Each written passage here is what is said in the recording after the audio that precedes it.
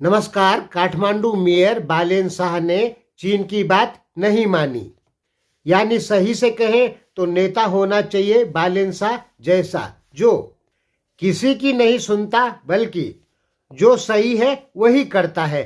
हुआ क्या दोस्तों, पहले तो आपको ये पता होगा कि हाउ यांकी जब नेपाल में एम्बेसडर थी तो वो बिना पूछे प्रधानमंत्री राष्ट्रपति के कार्यालय में अपने आप घुस जाती थी, कोई रोकने टोकने वाला नहीं था।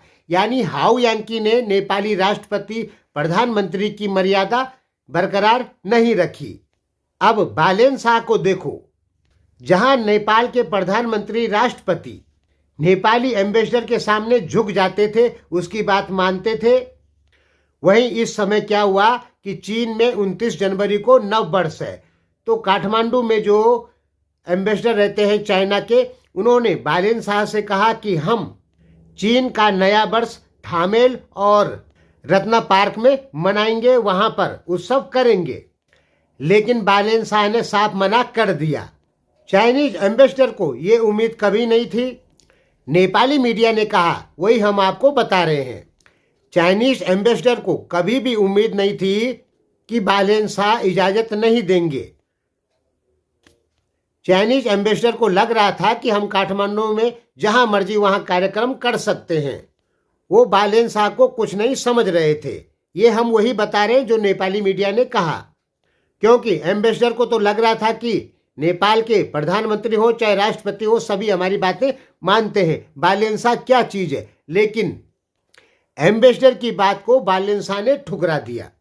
अब एम्बेसडर को लगा, चाइनीज एम्बेसडर को लगा कि हाँ यार, बालेन शाह एक पावरफुल दमदार आदमी है जो चाइनीज लोगों को मना करने की ताकत रखता है। वैसे आप जानते हैं कि नेपाल में चाइनीज आज्ञा, चाइनीज जो हुक्म होता है, वो नेपाली नेताओं के बस की बात नहीं है मना करना। और दोस्तों, ये मैं नहीं कह रहा, ये नेपाल के बहुत सारे विश्लेषक कहते हैं। बीजिंग बटा आदेश आयो को होला ओ लीलाई, इस टाइप की बातें नेपाली विश्लेषक कई बार बोलते हैं।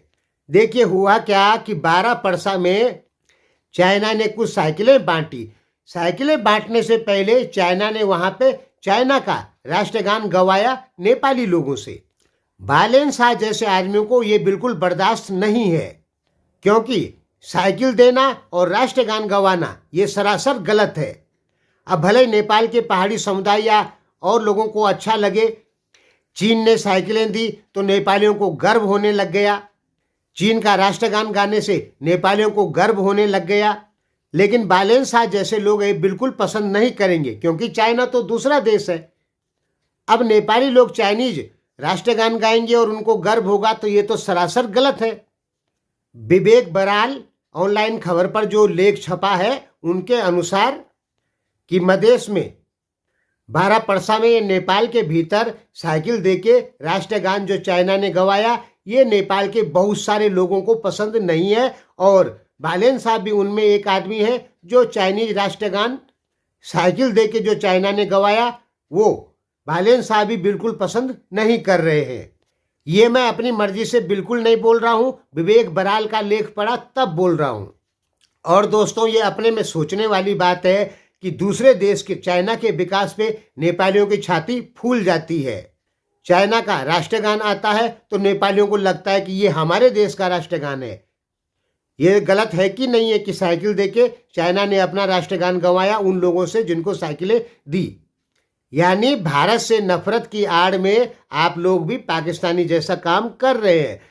भारत से नफरत की आड़ में पाकिस्तान ने अपने यहाँ एक से एक आतंकी संगठनों को पनाह दी, अमेरिका को पनाह दी। लास्ट में क्या हुआ, अमेरिका और आतंकी संगठन पाकिस्तान को बुरी कदर बर्बाद कर गए। ऐसे ही भारत से नफरत की आड़ में नेपाल चाइना को अपने यहाँ जमीन दे रहा है, घुसने दे रहा है। एक दिन क्या होगा, नेपालियों का इष्ट देवता यानी स्वाभिमान बन जाएगा चाइना। अभी भी ऐसा है, अभी भी आपने देखा होगा कि जब भारतीय मीडिया चाइना की बुराई करती है तो नेपाली लोगों को बहुत गुस्सा आता है और वो नेगेटिव कमेंट करते हैं भारतीय मीडिया में। इसका कारण क्या है, अब नेपालियों को ऐसा लगने लग गया है कि अगर चाइना को कोई गलत कहता है तो नेपालियों को चुभ जाता है। अब सोचने वाली बात है, 4000 किलोमीटर दूर है मेनलैंड चाइना। मेनलैंड जो चाइना है वो नेपाल से 4000 किलोमीटर दूर है। तो नेपालियों को बुरा क्यों लगता है, सोचने वाली बात है। यानी धीरे धीरे चाइना नेपाल पे हावी हो रहा है। बालेन शाह जैसे लोग ये सब पसंद नहीं करते। वो चाहते हैं स्वतंत्र विदेश नीति। उन्होंने समय पे भारत का भी विरोध किया। एक बार चाइनीज अस्पताल काठमांडू में, जिसने शायद टैक्स जमा नहीं करवाया था या अनलीगल तरीके से चल रहा था, उसे भी बालेन शाह ने बंद करवाया था। हमारे कहने का मतलब है, नेपालियों को गर्व होना चाहिए अपने देश नेपाल पे, गर्व होना चाहिए नेपाली राष्ट्रगान पे। चीन या भारत के राष्ट्रगान पे अगर कोई नेपाली को छाती फूलती है, गर्व होता है, तो वो अपने देश नेपाल के साथ धोखा कर रहा है।